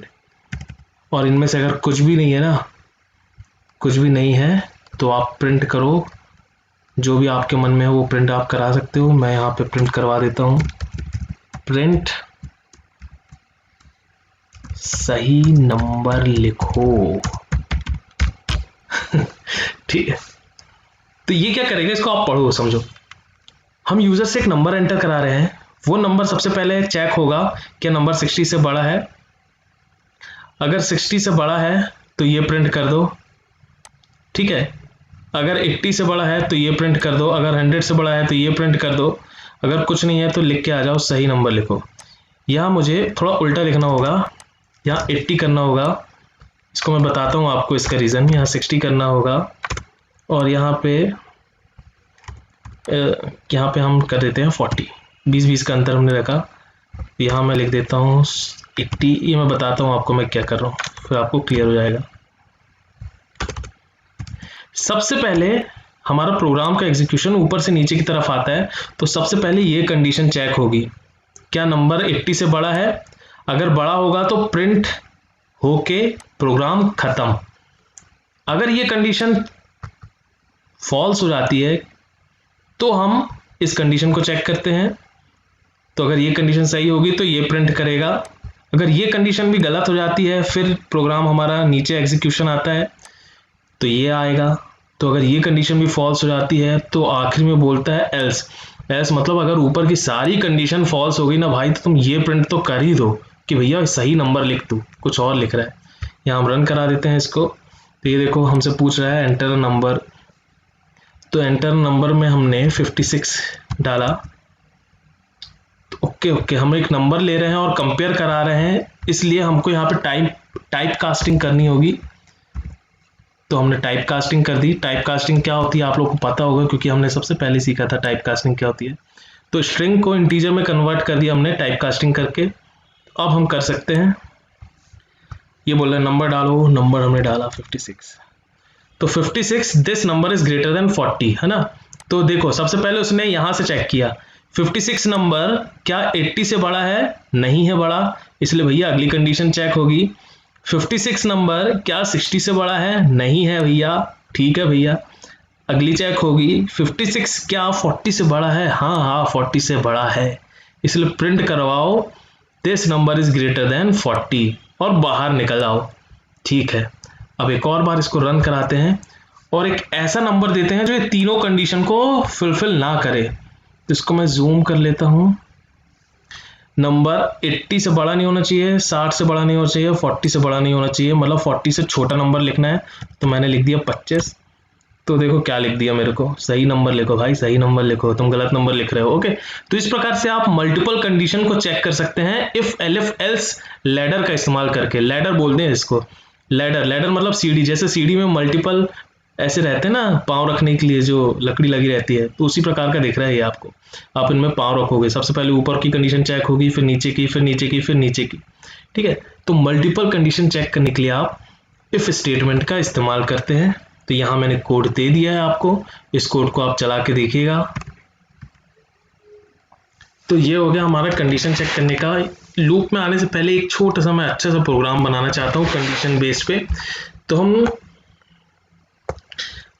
यहाँ पे एक छोटा सा प्रोग्राम मैं आपको बना, ये कंडीशन वाला ना बहुत ज़्यादा इस्तेमाल होने वाली चीज़ है। तो यहाँ से मैं यूज़र से एक नंबर एंटर कराता हूँ, या सेलेक्ट ये नंबर इक्वल टू, नंबर रहने दो, स्पेलिंग कोई दिक्कत नहीं है, इनपुट करवाओ एंटर अ नंबर। ये आप लोग को मैं टास्क दे रहा हूँ इसलिए अच्छे से समझना, ठीक है। यहाँ मैं एंटर करवा रहा हूँ यूज़र से एंटर अ नंबर। ठीक, ये आप लोग को करना है, मैं थोड़ा सा बता के छोड़ दूंगा, इस प्रोग्राम को करके देखना, बहुत इंटरेस्टिंग प्रोग्राम होने वाला है। एंटर अ नंबर, तो यूजर एंटर करेगा एक नंबर, लेकिन इनपुट फंक्शन स्ट्रिंग जैसी वैल्यू रिटर्न करता है, तो उसको हमें इंटीजर में टाइपकास्ट कर देते हैं, तभी हम उनको कंपेयर कर पाएंगे वहां, वरना हम कंपेयर नहीं कर पाएंगे। ओके, तो हमने यूजर से एक नंबर लिया और उसको नंबर नाम के वेरिएबल में स्टोर करा दिया। ठीक है, आपको क्या करना है, if number is equal to 1, अगर नंबर 1 होता है तो आपको प्रिंट करवाना है। आप याद करो, आपने आस्की आर्ट देखा था जिसमें आप हैरी पॉटर बना सकते थे, कार बना सकते थे और शेर बना सकते थे, बिल्डिंग बना सकते थे। तो अगर यूजर 1 एंटर करता है तो आप वहां से कॉपी पेस्ट करिएगा कार को और यहाँ पे लाके कार की जगह पेस्ट कर दीजिएगा। ठीक है, अगर एलिफ है ना, अगर वो नंबर करता है 2, तो उसकी जगह आप प्रिंट करना हैरी पॉटर। ये आप करके देखना, ये एक इंटरेस्टिंग प्रोग्राम बन जाएगा। हैरी पॉटर प्रिंट होगा। ठीक है, अगर एलिफ, अगर नंबर हमारा 3 होता है तो आप प्रिंट करवाइएगा, प्रिंट आप कोई भी एक जानवर ले लीजिएगा, मंकी ले लीजिएगा, मंकी है ना। ये कहाँ से आएंगे, आप आस्की आर्ट वाली वेबसाइट जो आपको बताया था ना, वहां से जाके आप कॉपी कर लीजिएगा। ठीक है, एल्स कुछ नहीं होता है तो आप यूजर को बोल सकते हो प्रिंट मेरे भाई सही नंबर लिख। ठीक है, तो यूजर एंटर करेगा, अगर उसने 1 किया तो उसको कार दिखाओ। ठीक है, तुम्हें कार मिलती है। अगर उसने 2 एंटर किया तो उसे बताओ कि भाई तुम्हें हैरी पॉटर मिलता है। अगर उसने 3 एंटर किया तो उसे बताओ भाई तुझे तो मंकी मिलता है। और अगर इनमें से कुछ भी एंटर नहीं किया तो उसको लिख के दे दो भाई सही नंबर लिख। ओके, ये आप करके देखिएगा। आगे हम पढ़ते हैं लूप क्या होता है। देखो, सबसे पहले हम असली जिंदगी में आते हैं, फिर हम प्रोग्रामिंग में इसको रिलेट करते हैं। कई बार आप लोग नहाते टाइम शैम्पू बॉटल इस्तेमाल करते होगे, उस बॉटल में पढ़ना तो उसमें लिखा रहता है रिंस लेदर रिपीट, है ना। रिंस का मतलब है, रिंस लेदर रिपीट का मतलब है बाल में लगाओ, फिर झाग बनाओ और फिर उसको धो दो। और अगर आपके बाल कुछ ज़्यादा गंदे हैं तो रिपीट करो, है ना। ऐसा होता है, कई बार आपके बाल बहुत गंदे रहते हैं तो आपको 2-3 बार शैम्पू लगानी रहती है ना। तो वहाँ हम क्या कर रहे हैं, वहाँ हम हाथ में शैम्पू लेते हैं, सर में लगाते हैं, झाग बनाते हैं, फिर पानी डाल देते हैं, फिर देखते हैं भैया कि हमारा बाल साफ हुआ कि नहीं। अगर बाल साफ नहीं होता तो फिर से आप शैम्पू लेते हो, फिर से उसका झाग बनाते हो और फिर से उसमें पानी डाल देते हो, फिर देखते हो आप बाल साफ हुए कि नहीं। आप फिर क्या करते हो, फिर से आप शैम्पू लेते हो, अगर साफ नहीं होते तो फिर से आप ये चीज रिपीट करते हो। कब तक, जब तक आपके बाल साफ ना हो जाए। तो ये एक प्रकार का एग्जाम्पल हुआ लूप का मतलब होता है हम बार बार वही चीज रिपीट कर रहे हैं अगर, तो उसको हम लूप कहते हैं। ठीक है, दूसरा हम देखें तो दिस में seem like a simple idea, ये एक छोटा सा सिंपल आइडिया है ना। तो हम क्या हो, while some condition is true repeat something, अगर कोई कंडीशन सही होती है तो उसको बार बार रिपीट करो। अगर कंडीशन फॉल्स हो गई तो रिपीट मत करो। जो हमारा शैम्पू वाला एग्जांपल था, वहां पे हमारी कंडीशन क्या थी, वहां पे हमारी कंडीशन थी अगर बाल साफ हो गए हों, तो बाल साफ हो गए हों तो रिंस लेदर रिपीट। और अगर बाल अगर गंदे हैं तब आपको ये करना है। ठीक है, साफ बाल पे शैम्पू नहीं लगाते, तो गंदे बाल पे रिंस लेदर रिपीट आपको करना है। और जब बाल साफ हो गए तो आप बोलोगे भैया हम खुश। तो इस प्रकार की चीजें आप प्रोग्रामिंग में भी करते हो। While some condition is to repeat something. Okay, जब कोई कंडीशन सही होती है तो हमको कुछ करवाना होता है। ओके, हम देखेंगे। It would come in quite handy, for example, in making a quiz show game. You may want to tell your program while there are question left, keep playing the game. मान लो आपने एक app बनाया, उस app में आप सामने वाले से क्वेश्चन पूछ रहे हो, ठीक है, और वो क्वेश्चन का जवाब नहीं दे रहा है, तो आप उससे बोलोगे तुम बाहर नहीं जा सकते, तुम्हें तो क्वेश्चन का जवाब देना ही होगा। तो वहां आपने एक कंडीशन लगा दी कि जब तक वो सारे क्वेश्चन का जवाब नहीं दे देता है तुम उससे बार बार बोलो कि कीप प्ले, है ना। कभी भी आप एंड्रॉइड में ऐप कोई इस्तेमाल करते होगे तो उसमें बार बार पूछता होगा कि भैया अब तुम रिव्यू दे दो, अब तो रिव्यू दे दो, तो आप लोग कर देते होगे लेटर, है ना। तो उधर पे जो प्रोग्रामिंग उसने चला के रखी है वो यही चला के रखी है, अगर सामने वाले ने लेटर क्लिक कर दिया तो कुछ दिन बाद उससे फिर से पूछो क्यों भाई दोगे रेटिंग, तो फिर भी आप लेटर कर दोगे ना, फिर वो बोलेगा ठीक है हम भी सब्र करते हैं, कोई बात नहीं। फिर किसी दिन आपका मन बहुत अच्छा है, आप बहुत खुश हो, तो आपका मन करेगा यार आज तो इसको मैं रेटिंग दे देता हूँ, तो आप क्लिक कर दोगे रेट पे। तो जैसे ही वो आप रेट पे क्लिक करोगे, वहां का जो प्रोग्राम होगा वो समझ जाएगा भाई इसने रेट पे क्लिक किया है, मतलब अब दूसरी चीज इसको दिखाओ, ठीक है।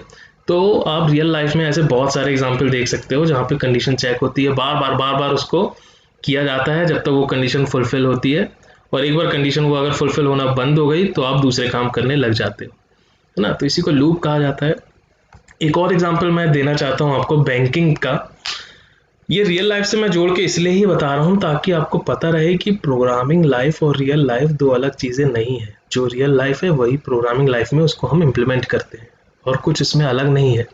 तो बैंकिंग एप्लीकेशन में क्या होता है, देखो, you might want to tell your program while the user has not entered a valid account number, है ना। आपने अपना एसबीआई या जो भी बैंक आपका है उसका ऐप खोला आपने, अगर आप सही नंबर नहीं लिखोगे तो बोलेगा भाई सही नंबर लिख, है ना। फिर तुम गलत लिखोगे, बोलेगा भाई सही नंबर लिख, फिर तुम बोलोगे भाई सही नंबर लिख, है ना। बार बार अगर तुम गलत करोगे तो उसमें भी उन लोगों ने कंडीशन डाल के रखा है, अगर आप 3 बार से ज्यादा कर देते हो तो आपका अकाउंट ब्लॉक कर देगा वो, है ना। तो बैंकिंग में भी ये इस प्रकार की लूप वाली चीजें चलती रहती है जहां पर बार बार हम पूछते कि यार बता बता बता। ओके, तो दिस इज कॉल्ड लूप। हम किसी चीज को, किसी एक्शन को बार बार परफॉर्म करते हैं based on certain condition, is called loop. अब देखते हैं पाइथन में हम कैसे करते हैं। तो ये बढ़िया सा आ गया। There are 2 type of loop statement है अवेलेबल पाइथन में। पहला है वाइल और दूसरा है फॉर, ठीक है। तो ये आप देख लो, पहला है वाइल लूप। वाइल का हिंदी में होता है जब की, है ना। इसको देखोगे अपन, देखेंगे हम। फॉर लूप, तो 2 लूप हम इस्तेमाल करते हैं पाइथन में, वो है वाइल लूप और दूसरा है फॉर लूप। सिंटेक्स है वाइल लूप का इस्तेमाल करने का। इन वाइल लूप कंडीशन पहले चेक होती है, अगर कंडीशन ट्रू है तो उसके नीचे जो भी लिखा होगा एग्जीक्यूट हो जाएगा। ओके, तो मैं यहाँ करके बता देता हूँ आपको। तो यहाँ हम एक वेरिएबल ले लेते हैं a इज इक्वल टू 6। अब मैं यहाँ वाइल शब्द का इस्तेमाल करता हूँ, फिर लिखना होता है मुझे कंडीशन। तो if a is greater then 2 मैं प्रिंट करवा दूंगा yes a is greater then 2। तो यहाँ क्या हुआ इस प्रोग्राम में, यहाँ पे ये हुआ कि एक वेरिएबल है जिसकी वैल्यू 6 है, तो हम चेक कर रहे हैं जब, इसको हिंदी में कर दो, प्रोग्राम कन्वर्ट हो गया ना, समझ में आ गया। अगर प्रोग्राम को आप हिंदी में कन्वर्ट कर देते हो तो आपको प्रोग्राम समझ में आ जाएगा, है ना। तो जब a की वैल्यू 2 से बड़ी हो तो प्रिंट करवाना है आपको yes a is greater then 2, ठीक है। तो यहाँ क्या हो रही है, वाइल के अंदर एक कंडीशन हमने लिख दिया और यहाँ पे देखो मैंने कॉलन नहीं लगाया। तो कंडीशन के बाद हमेशा कॉलन आता है, याद रख लीजिएगा। तो वाइल के बाद हमने एक कंडीशन लिख दिया, while a is greater then 2 print yes a is greater then 2, ठीक है। तो इसको हम रन कराएंगे तो क्या आना चाहिए, yes a is greater then 2। Yes a is greater then 2 आया, फिर से वो यहाँ आ जाएगा भाई, चेक करेगा क्या फिर से a इज ग्रेटर देन 2 है, हाँ फिर से a इज ग्रेटर देन 2 है, तो लिख के आएगा yes a is greater then 2। तो फिर से वो चेक करेगा, ये बार बार करता जाएगा, बार बार करता जाएगा। तो इससे होगा क्या, आपका yes a is greater then 2 bar bar print होगा। मैं आपको करके दिखाता हूँ, ठीक है। तो ये देखिए, ये आ गया yes a is greater then 2, है ना। और ये प्रोग्राम हमारा चलते जा रहा है। तो ये एक लूप में फंस गया है। ऐसे लूप जो हमेशा चलते जाता है उसको इन्फिनाइट लूप कहते हैं, जो कभी खत्म ना हो। तो कभी आप अगर इन्फिनाइट लूप में फंस जाओ तो आपको कंट्रोल और एल प्रेस करना है। जैसे आप कंट्रोल और एल प्रेस करोगे तो आपका प्रोग्राम एग्जीक्यूशन हट जाएगा, लेकिन यहाँ पे हट नहीं रहा है, कुछ और इसका कीवर्ड था, कंट्रोल F2 था आई थिंक। इसलिए इन्फिनाइट लूप जो है ना कभी इस्तेमाल नहीं करना चाहिए, हमेशा फंसा देता है। इन्फिनाइट लूप मैं बनाता नहीं हूँ इसलिए, हाँ ये खत्म हो चुका है, ठीक है। तो कंट्रोल एल या कंट्रोल F2 है, आप देख लीजिएगा प्रोग्राम को टर्मिनेट करने के लिए। तो ये हुआ क्या है, जिसको समझ में नहीं आया वो फिर से समझो। यहाँ पे हमने एक वेरिएबल लिया a जिसकी वैल्यू थी 6। तो क्या 6 2 से बड़ा है, हाँ 6 2 से बड़ा है, प्रिंट कर दो ये, ठीक है। फिर से वो चेक करेगा क्या 6 2 से बड़ा है, प्रिंट कर दो वो।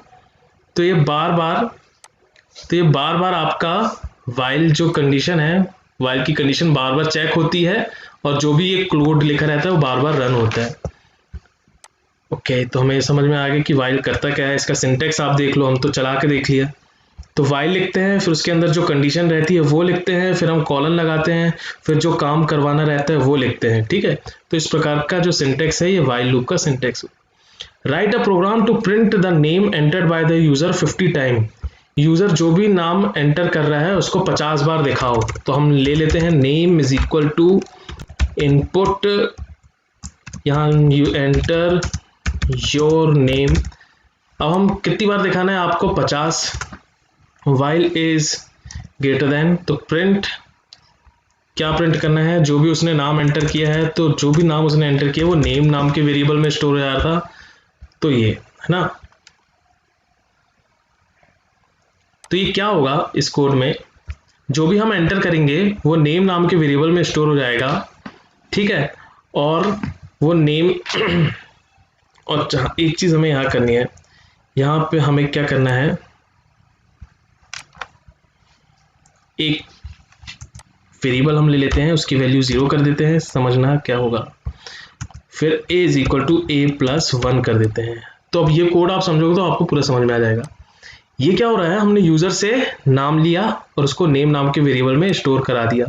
एक वेरिएबल लिया a, उसकी वैल्यू 0 कर दी।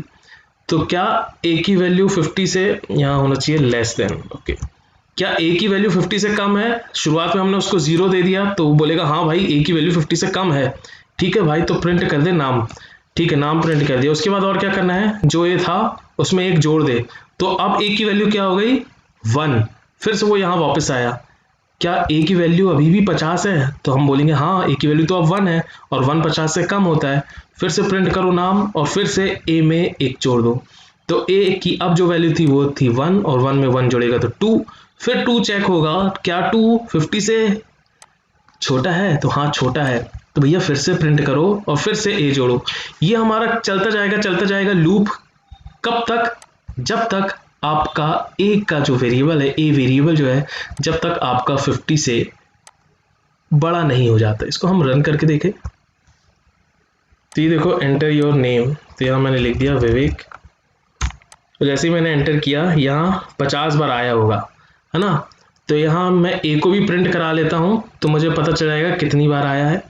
तो यहाँ मैं कॉमा डालूंगा, a लिखूंगा कॉमा, तो देखो 1 लिख के आएगा 0 विवेक, फिर 1 विवेक, है ना, जो भी आप लिखोगे। इसको मैं रन करा देता हूँ। ये देखिए यहाँ पूछ रहा है एंटर योर नेम, तो मैंने लिख दिया एंटर योर नेम। तो ये आप देखो कितनी बार रन हुआ। सबसे पहले 0 विवेक, 0 मतलब a की वैल्यू 0 थी, फिर प्रिंट किया, फिर ये वापस ऊपर आ गया, है ना, उसमें एक जुड़ गया तो a की वैल्यू 1 हो गई और फिर से वो प्रिंट हो गया, फिर a की वैल्यू 2 हो गई, फिर से वो प्रिंट हो गया। ऐसा कब तक हुआ? ऐसा कब तक हुआ जब तक आप 49 पे हाँ नहीं आ गए। 49 पे जैसे ही आए अंदर गया, 49 प्लस 1 किए तो 50 आ गया। क्या 50 से छोटा होता है? तो ये वाली कंडीशन हमारी फॉल्स हो गई और हमारा प्रोग्राम हो गया खत्म। तो इस प्रकार से ये वाला टास्क आपने कंप्लीट किया। ठीक है, write a program to print the name entered by the user 50 times. ये इसको रन करा के देखिएगा। कॉन्सेप्ट ऑफ इन्फिनाइट लूप मैंने आपको बता चुका है, जैसे ये देख लीजिए, है ना। If there is no condition for a loop to exit, the loop will run forever and loop is called infinite loop. यहाँ हमने a इज इक्वल टू 1 ले लिया है और a1 जो है हमेशा 10 से छोटा ही रहेगा, इसलिए ये आपका हेलो बार बार प्रिंट होता रहेगा। तो अगर इस प्रकार की चीजें आपके प्रोग्राम में होती हैं तो हम इस प्रकार के लूप जो कभी खत्म नहीं होते, क्यों? क्योंकि 1 हमेशा 10 से छोटा ही रहेगा, तो बार बार प्रिंट होता रहेगा हेलो, और लूप से हम बाहर आ ही नहीं पाएंगे। तो ऐसा लूप जो कभी खत्म ना होता हो, अनंत काल तक चलता है, उसको हम बोलते हैं इन्फिनाइट लूप। तो इन्फिनाइट लूप का कॉन्सेप्ट समझ में आ गया। अभी देखिए इन्फिनाइट लूप से बचने के लिए हमने क्या किया था, देखो आपको, है ना, एक और एग्जांपल देता हूँ। ये आप समझो प्रोग्राम, यहाँ पे हमने एक लिस्ट बनाई है ना, ये स्क्वायर ब्रैकेट है, स्क्वायर ब्रैकेट के हमने अपने दोस्तों की लिस्ट बनाई है, उसको फ्रेंड नाम दे दिया और यहाँ i is equal to 0 put कर दिया और लेंथ से हमें पता चल जाएगा टोटल कितने दोस्त हैं। तो कितने दोस्त हैं? 1 2 3 4। तो यहाँ लेंथ ऑफ फ्रेंड्स हमारा क्या आ जाएगा? 4। तो यहाँ से आप चेक करो while i is 0, तो 0 क्या 4 से छोटा है? तो प्रिंट कर दो पहले वाले दोस्त का नाम, ठीक है, फिर 1 जोड़ो, फिर दूसरे वाले दोस्त का नाम प्रिंट हो जाएगा। ये मैंने आपको बताया था जब आप लिस्ट इंडेक्सिंग करते थे, ठीक है। तो इस प्रकार से ये कितनी बार चलेगा, ये आपका 4 बार चलेगा और चारों दोस्त के नाम आपके प्रिंट हो जाएंगे। तो यहाँ पे हम एक वेरिएबल का हमने इस्तेमाल किया था, यहाँ पाइचार्म में भी हमने एक इस्तेमाल किया था वेरिएबल का, ठीक है। तो ये जो वेरिएबल हम इस्तेमाल करते हैं यही डिसाइड करता है कि आपका लूप कितनी बार चलेगा, ठीक है। याद रखिए ये जो वेरिएबल हम देखते हैं यही डिसाइड करता है कि आपका लूप कितनी बार चलेगा, और इस वेरिएबल को प्रोग्रामिंग भाषा में सेंट्री वेरिएबल भी कहते हैं। तो आपको सेंट्री वेरिएबल पता चल गया क्या होता है। फॉर लूप भी जल्दी देख लेते हैं जल्दी से। फॉर लूप क्या होता है? For loop is used to iterate over string, list, tuple और रेंज। ये क्या होता है? किसी लिस्ट से किसी स्ट्रिंग पे या किसी टपल पे या किसी रेंज पे इटरेट होता है ना। इटरेट का मतलब क्या होगा वो हम समझेंगे। इसको यूज करने का तरीका क्या है, सिंटेक्स पहले समझ लो। For i in list, range, tuple, इनमें से कोई एक चीज आप लिखो और जो भी आपको एग्जीक्यूट कराना है वो लिखो, ठीक है।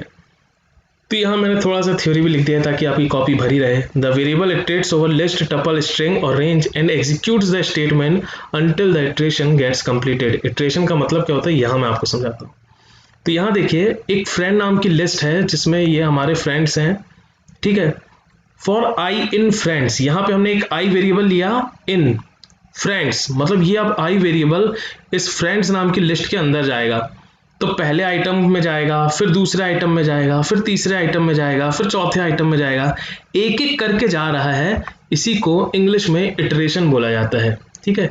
एक एक करके जब हम स्टेप बढ़ते हैं तो उसको इटरेशन बोला जाता है इंग्लिश में। तो अगर आप ये फॉर की लाइन पढ़ोगे, फॉर आई इन फ्रेंड्स, मतलब एक वेरिएबल है फॉर आई और किसके अंदर जाओ, तुम फ्रेंड के अंदर जाओ और सबको प्रिंट कर दो। तो सबसे पहले वो देव में जाएगा और देव को प्रिंट कर देगा, फिर रवि में जाएगा, रवि में प्रिंट कर देगा, विनोद में जाएगा, विनोद को प्रिंट कर देगा, मनोज को जाएगा, मनोज को प्रिंट कर देगा। तो अभी हमारा जो फॉर था उसमें जो आई वेरिएबल है वो इटरेशन लिस्ट में कर रहा है। ये फ्रेंड नाम की हमारी लिस्ट है ना, इसीलिए हमने लिखा है, देखो a for loop is used to iterate over string, list और टपल और रेंज, है ना। तो अभी हमने लिस्ट का एग्जाम्पल देखा, ठीक। अब हम टपल का एग्जाम्पल देख लेते हैं। तो लिस्ट और टपल में कोई अंतर नहीं रहता, वहां स्क्वायर ब्रैकेट रहता है, यहाँ पे हमारा स्मॉल ब्रैकेट रहता है। तो सेम रिजल्ट यहाँ भी आएगा। ये आपका आई वेरिएबल जो है वो पहले देव को लेगा और प्रिंट करा देगा, फिर अगले में रवि को जाएगा प्रिंट करा देगा, फिर विनोद पे जाएगा प्रिंट करा देगा, फिर मनोज पे जाएगा प्रिंट करा देगा। ये प्रोग्राम आप रन करके देखिएगा ना, इसे इटरेशन कहते हैं। एक एक करके वो सब में जाएगा। तो हमने लिस्ट पे इटरेशन देख लिया, टपल पे इटरेशन देख लिया। अब स्ट्रिंग में भी इटरेशन देख लेते हैं। तो यहाँ पे हमने स्ट्रिंग ले ली माई स्ट्रिंग नाम से और यूजर से ही एंटर करा दिया, भैया कोई स्ट्रिंग एंटर करो, enter any text and I will print it's character. तो ये जो वेरिएबल रहेगा उस हर कैरेक्टर पे जाएगा, ठीक है, और हर कैरेक्टर पे जाके उसको प्रिंट कराता रहेगा, ठीक है। तो हमने देख लिया यहाँ पे क्या क्या देखा कि लिस्ट पे कैसे इटरेट हुआ, फिर हमने देखा टपल पे कैसे इटरेट हुआ, फिर हमने देखा स्ट्रिंग पे कैसे इटरेट हुआ। ये सारे आप करके देखिएगा तब आपको ज़्यादा क्लियर होगा, ठीक है। अब हम चाहते हैं कि हम एक सर्टेन अमाउंट तक ही अपने लूप को चलाएं। तो यहाँ हमने देखो क्या लिखा है, यहाँ हमने लिखा है फॉर आई इन रेंज। तो ये जो रेंज फंक्शन होता है ये क्या करता है, इन रेंज मतलब 6 बार आपको चलाना है। तो आई इन रेंज मतलब 0 से लेके 5 टाइम्स, ठीक है। तो यहाँ प्रिंट करेगा ये हेलो 0, फिर आ जाएगा यहाँ पे रेंज में हेलो 1, फिर आ जाएगा हेलो 2, फिर आ जाएगा हेलो 3, फिर आ जाएगा हेलो 4, फिर आ जाएगा हेलो 5। तो टोटल 6 बार उसने आ गया रेंज से, तो प्रिंट करेगा हेलो 6 बार, ठीक है। तो रेंज फंक्शन जो रहता है वो आपका डिफाइन करता है कि आपको लूप कितनी बार चलाना है, ठीक है। ये देखिए आप अगर चाहते हो कि 2 से लेके 6 तक चले तो आप इस प्रकार से लिख सकते हो, फॉर आई इन रेंज 2, 6, मतलब 2 से लेके 6 बार वो चलेगा। तो 2, 3, 4, 5, 6। तो यहाँ सबसे आप पहले लिख के आएगा हेलो 2, फिर हेलो 3, फिर हेलो 4, फिर हेलो 5, फिर हेलो 6। तो ये प्रोग्राम आपका hello 1, hello 2, hello 2, hello 3, hello 4, hello 5 और हेलो 6 प्रिंट करके देगा, है ना। फॉर लूप बहुत सरल है, कुछ है ही नहीं इस पे। देयर आर 2 स्टेटमेंट्स, ये भी मैं बता देता हूँ और आज की क्लास हम फिर फिनिश करते हैं। क्योंकि ये कंप्लीट हो जाएगा तो फिर मैं आपको अच्छे से टास्क दे सकता हूँ, फिर हम इस वीक का अच्छे से इस्तेमाल कर सकते हैं। 2 स्टेटमेंट और इस्तेमाल होते हैं लूप के साथ, वो है ब्रेक स्टेटमेंट और कंटिन्यू स्टेटमेंट। ब्रेक स्टेटमेंट क्या होता है उसको आप समझ लो। तो यहाँ पे अब मैं इसको थोड़ा सा जूम कर देता हूँ। तो ये देखो हम लूप के अंदर गए, वहाँ पे एक कंडीशन चेक की, वो कंडीशन अगर सही होती है तो ब्रेक की कंडीशन हम चेक करते हैं। ब्रेक की कंडीशन अगर गलत होती है तो फिर हम रिमेनिंग बॉडी को एग्जीक्यूट करते हैं, वरना हम बाहर निकल आते हैं। तो ब्रेक इसका हिंदी में हुआ तोड़ देना। तो अगर ब्रेक की कंडीशन सही हो जाती है तो प्रोग्राम का एग्जीक्यूशन सीधे ना जाके सीधे बाहर निकल आता है कि भाई ब्रेक हो गया है तो बाहर चलो। ठीक है, तो इस प्रकार से ब्रेक का इस्तेमाल हम करते हैं। एक एग्जांपल के थ्रू भी मैंने बताया है, ये देखो फॉर val इन स्ट्रिंग, यहाँ पे एक हमने वेरिएबल लिया है val, वो स्ट्रिंग में इटरेट होगा। तो अगर वैल्यू वेरिएबल की आई आ जाती है तो तुम बाहर निकल आओ।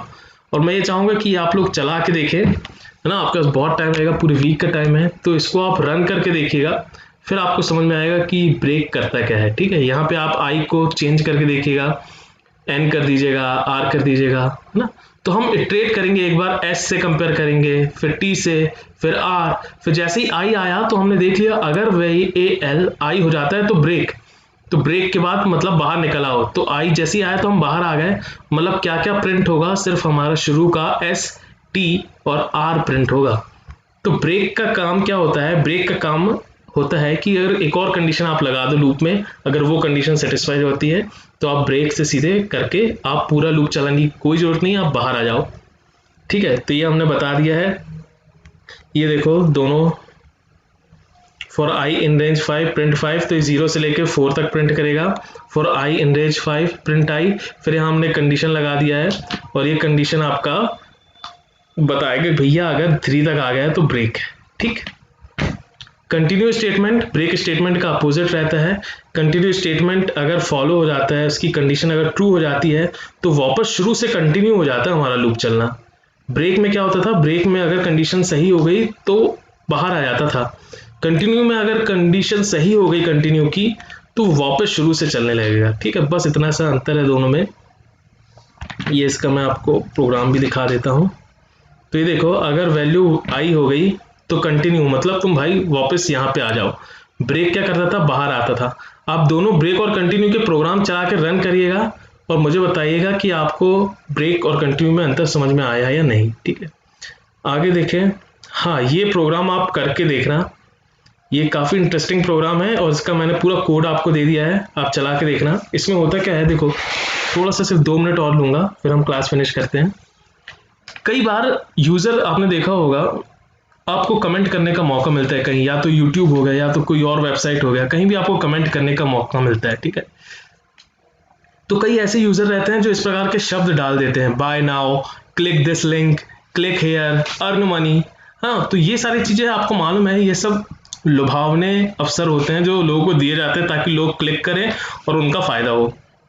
तो आपको एक ऐसा रियल एप्लीकेशन बनाना है जो इस कमेंट को चेक करे और चेक करके बताए कि अगर ये सारे वर्ड उसमें हैं तो आप लिख दो सामने कि भैया तुमने स्पैम सेंटेंस प्रिंट डाला है और इसको हम प्रिंट नहीं करेंगे। और अगर ये सारे वर्ड उसमें नहीं हैं तो आप प्रिंट कर दो कि तुमने जो सेंटेंस दिया, आप बहुत भले मानुस हैं, आपने जो सेंटेंस दिया है वो बिल्कुल सही है ना। तो ये प्रोग्राम चला के देखिएगा, ये टास्क बहुत इंटरेस्टिंग है, ये नॉर्मल है लेकिन ये काम करेगा। ठीक है, फिर और भी कठिन हम देखेंगे कैसे प्लॉट करते हैं। दूसरा टास्क आपका ये है इस वीक का, ये करके बताइएगा टास्क आप लोग, है ना, आप लोग करके बताओ तो बहुत खुशी होगी। टास्क दूसरा है आपका, write a program to ask user to select operation. यूजर से पूछो आप कि आपको एडिशन करना है, मल्टीप्लिकेशन करना है, डिवीजन करना है। ठीक है, फिर यूजर 2 नंबर आपको बताएगा, तो फिर आप 2 नंबर पे जो भी यूजर ने सेलेक्ट किया होगा वो ऑपरेशन परफॉर्म करके बताइएगा। ठीक, तो ये था हमारा आज का सेशन जिसमें हमने क्या देखा, आज हमने देखा डिक्शनरी क्या होती है, साथ में हमने देखा कि कंडीशन, कभी कंडीशन आ जाए प्रोग्राम में तो उसको किस प्रकार से चेक करो, और फिर हमने देखा अगर कोई स्टेटमेंट आपको बार बार इस्तेमाल करना है तो आप लूप का इस्तेमाल करो। ठीक है, तो ये 3 काफ़ी मेजर कॉन्सेप्ट आज हमारे क्लास में कवर हुए हैं। इसकी रिकॉर्डिंग और इसका PDF आपको मैं ग्रुप में शेयर कर दूंगा और उसको आप डाउनलोड कर लीजिए, कहीं भी अगर आपको सेव करना है सेव कर लीजिए। एक बार देखने में समझ नहीं आता, बार बार देखिए, लेकिन आपके कॉन्सेप्ट क्लियर करिए। ठीक है। और जो भी नहीं समझ में आता है आप टेलीग्राम में या कहीं भी आप मुझसे पूछ सकते हैं।